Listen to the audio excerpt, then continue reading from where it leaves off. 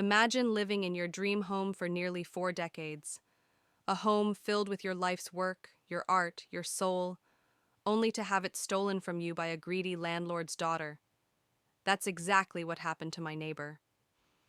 But what they didn't expect was the way she and a few loyal friends got the sweetest, most devastating revenge imaginable.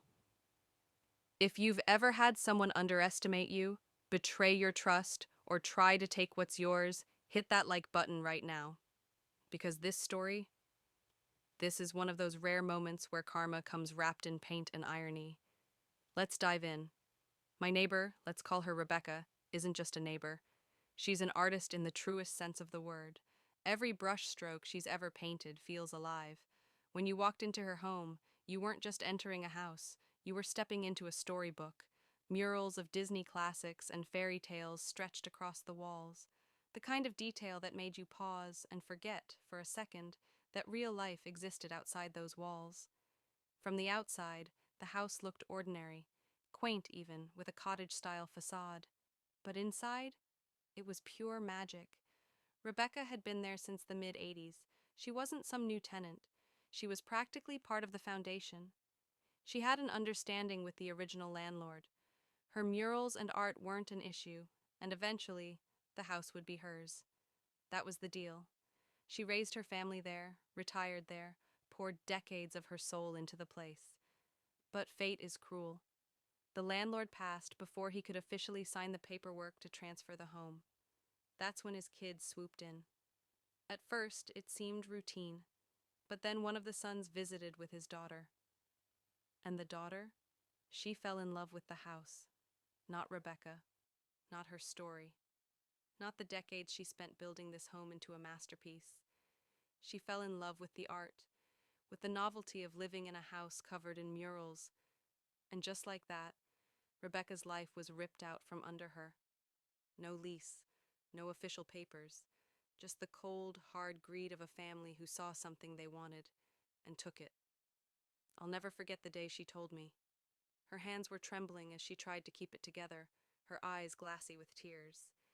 She'd always been the kind of woman to smile through the pain, but this broke her. But Rebecca wasn't helpless. She managed to scrape together enough money to buy a small property in another state. This one even had a built-in art studio. It wasn't easy, but it was hers. Now, here's where the story turns. She didn't leave quietly. No. She left with a plan. A mutual friend of ours, let's call him Mike, was experimenting with paint sprayers and needed a project. Rebecca agreed to let him restore the house before she officially moved out. What she meant by restore wasn't to keep her art. Number, it was to erase every ounce of soul from that house. Step 1. We moved all of Rebecca's belongings into storage. She stayed with Mike while painting him a beautiful mural in exchange for the hospitality. Step 2. The walls. Every mural, every story, every whimsical detail was sanded down until nothing remained but smudges of color, years of artistry obliterated in days. Then came Mike's new sprayer.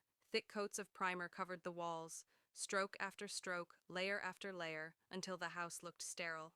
But that wasn't enough. Rebecca's house wasn't just painted over, it was flipped. White and gray everywhere.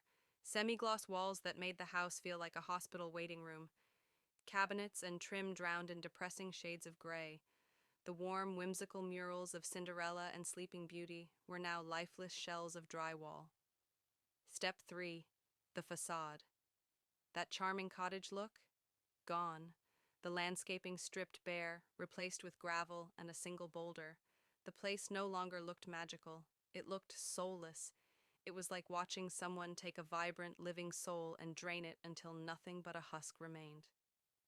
Climactic revenge. Payoff. And here's the best part.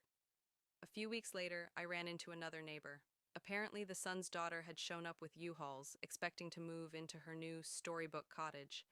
Except, there was nothing left to move into. Her enchanted dream house? Gone. Replaced with the most depressing, lifeless, cookie-cutter, flipper home imaginable. White walls, gray cabinets, no murals, no magic, nothing that made it special. The prize she stole was now worthless.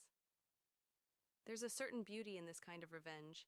It wasn't loud, it wasn't violent, it was poetic. Rebecca left with her dignity, her art, and her new home, while the greedy daughter was left with a soulless box. Sometimes, the best revenge is simply taking back the one thing they wanted most. If this story gave you chills, smash that like button right now. And tell me in the comments, what's the most satisfying revenge you've ever seen? Don't forget to subscribe for